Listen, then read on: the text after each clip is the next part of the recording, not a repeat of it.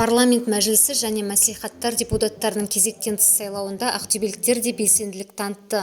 Таңғы 7-ден бастап жұмысқа кіріскен сайлау учаскелерінде келушілерге қолайлы жағдай жасалды.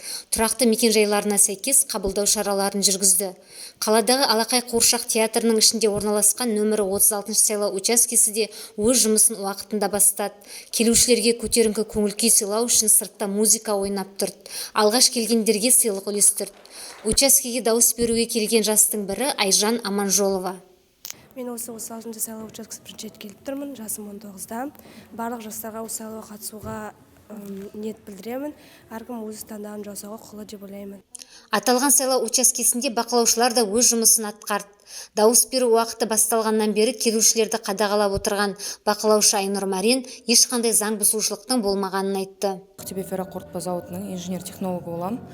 Және де жастар кеңесінің төрайымы ретінде осы Қазақстан Республикасының парламентінің мәжіліс депутаттарының сайлауына өзім бақылаушы ретінде өзім еркімен қатысуға шешім қабылдадым. Бұл біздің Қазақстан Республикамыздың енді болашағының бірден бір нық қадамы ретінде басылып жатқан алғашқы оң талабы. Міне осы жақында Қазақстан Республикасының президент сайлауы өтті. Содан кейінгі міне енді мәжіліс депутаттарын сайлағалы жатыр. Әрбір осы Ақтөбе облысының тұрғындары өзінің әділ шешімін қабылдап, біздің облысымызға жаны ашитын, жақсы қарайтын және айтқан қойылған талаптарды орындап, және де осы халыққа жақсы қызмет атқара алатын депутат сайлансын деп сенімді білдірем. Барлық қатысушы депутаттарға сәттілік тілеймін. Сайлау учаскелерінде адам қарасы түске таман көбейді. Қарт адамдардан бастап жастарға дейін келіп таңдау жасады.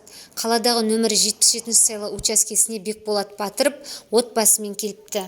Бүгінгі мына депутаттар сайлауына келдік, бәріміз отбасымызбен бірге. Балдарымыздың болашағы үшін өз неміз білдіруге, Қазақстан болашағына қол ұшымызды беруге, ат салысуға соған келдік, дауыс бердік, жақсы өтті. Өзіміздің таңдаған партиямызға және депутаттарымызға дауыс бердік. Қаланың ескі бөлігіндегі нөмірі 13-ші сайлау учаскесі де өз жұмысын уақытында бастады. Алғаш келген 5 адамға сыйлық берді. Сондай-ақ дауыс беруге келген қарт кісілер де құр қол қайтпады. Оларға да естелік сыйлықтар таратылды. Жалпы аталған учаскеге 2573 адам тіркелген. Дауыс беру басталғаннан бері 2 сағаттың ішінде 50-ге жуық адам келіпті. Парламент мәжілісі және мәслихат депутаттарының кезектен тыс сайлауында Ақтөбе облысы бойынша 525 сайлау учаскесі жұмыс жасады. Облыстағы барлық сайлаушының саны 562 590.